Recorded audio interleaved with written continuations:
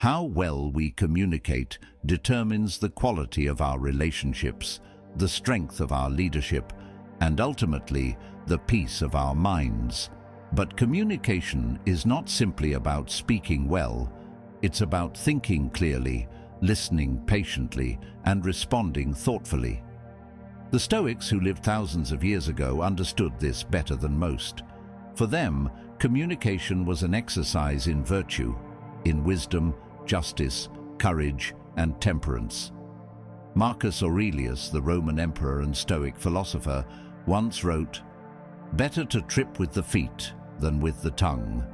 What he meant was simple. A careless word can do more damage than a careless step. Yet how often do we speak without thinking? How often do we rush to fill silences with noise rather than understanding? To communicate better, we must first be willing to slow down. Seneca said, "Speech should be composed and slow." In a world where rapid-fire conversations dominate our lives, pausing before we speak is almost a revolutionary act. Slowing down allows us to choose our words carefully, to measure their impact, and to ensure that what we say aligns with our true intent. Imagine you're in a heated discussion. Emotions rise, voices get louder, and words become weapons. In such moments, the Stoic practices self-restraint. They understand that anger is not a sign of strength, but a sign of weakness. True strength lies in calmness. When you slow your speech, you slow your mind. You give yourself the space to respond with reason rather than react with emotion. The Stoics remind us that silence is not empty, it's full of potential. Epictetus taught his students that we have 2 ears and 1 mouth so that we can listen twice as much as we speak. Listening is perhaps the most underrated skill in communication. Yet how many of us truly listen? Often we listen not to understand, but to reply. We wait for our turn to speak, formulating our responses before the other person has even finished. To listen the Stoic way is to be present. It's to silence the chatter in your mind and focus entirely on the other person. It's to withhold judgment, to hear not just the words, but the feelings behind the words. When you listen like this, people feel seen, heard, and respected. And respect, once given, is often returned. Good communication is not about dominating a conversation. It's about fostering understanding. It requires humility, the humility to accept that we don't know everything, that we might be wrong, that others have something valuable to teach us. Marcus Aurelius wrote, "If someone is able to show me that what I think or do is not right, I will happily change, for I seek the truth, by which no one was ever truly harmed." A Stoic communicator is not rigid or arrogant. They are open-minded and curious. They welcome correction as a chance to grow, not as a threat to their ego. When you speak with this mindset, your words carry a different weight. They are not weapons, they are bridges. They connect rather than divide. Another essential Stoic principle is clarity. Seneca advised that we should avoid speaking in riddles or unnecessary complexity. "If you wish to be loved, love simplicity," he said. In communication, simplicity is powerful. It cuts through confusion and builds trust. People appreciate when we speak plainly and clearly, without hiding behind jargon or embellishment. But clarity is not just about the words we choose. It's also about our intention. Why are we speaking? Are we speaking to boast, to manipulate, to impress? Or are we speaking to help, to uplift, to resolve? The Stoics remind us to purify our intentions before we open our mouths. If our aim is to serve truth and justice, our communication will naturally align with those virtues. Think of a conversation as a mirror reflecting your character. If your speech is rash, arrogant, or deceptive, it reveals an undisciplined mind.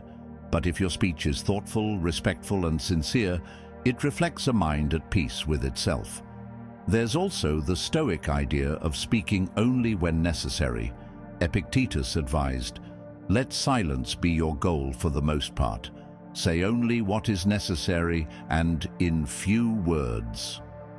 In our modern world, where constant talking is often seen as a sign of confidence, the ability to remain silent is a rare strength. Sometimes the most powerful communication is saying nothing at all. When we speak less, we make our words count more. We become more aware of the weight of each word.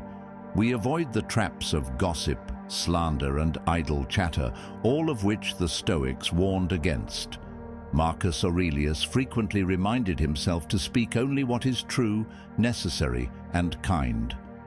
Criticism is another area where Stoicism offers profound wisdom.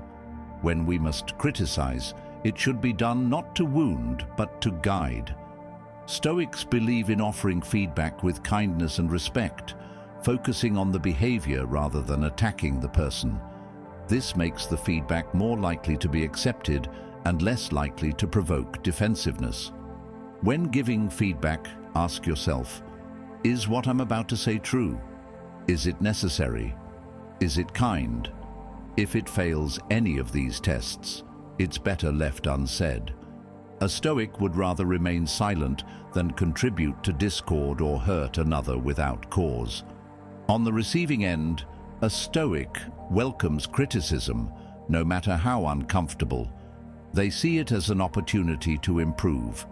They separate the message from the messenger, focusing on the truth of what's being said, rather than the way it's said. Another critical Stoic teaching is to remain unaffected by praise and criticism alike. Epictetus taught that we should not place our value in the hands of others. Whether people praise us or criticize us, it should not disturb our inner peace. True communication is not about winning approval, but about expressing truthfully and listening sincerely. Consider also the Stoic approach to disagreements. In today's polarized world, disagreements often devolve into shouting matches. But Stoics understand that disagreement is not an attack, it's an opportunity for dialogue. When faced with opposition, the Stoic remains calm and courteous.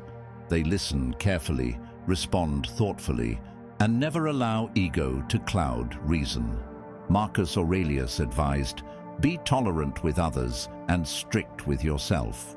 This means being patient and forgiving of others' mistakes while holding ourselves to the highest standards.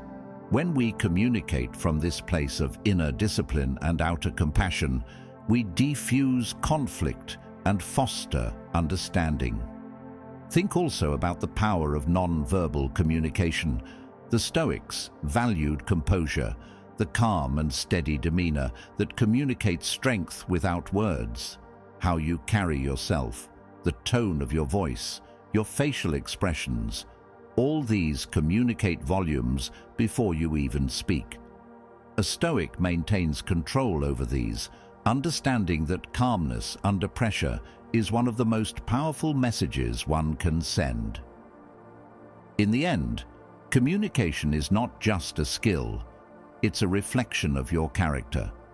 The better person you become, the better your communication will be. As you practice patience, humility, clarity, and kindness, your words will naturally follow suit. Let's imagine a conversation where one person is practicing Stoic communication. They listen more than they speak. When they speak, their words are clear, honest, and respectful. They don't interrupt. They don't rush to defend themselves. They seek to understand before seeking to be understood. They admit when they're wrong and accept criticism without resentment. They remain calm even when provoked. Now think about how rare such communication is in the world today.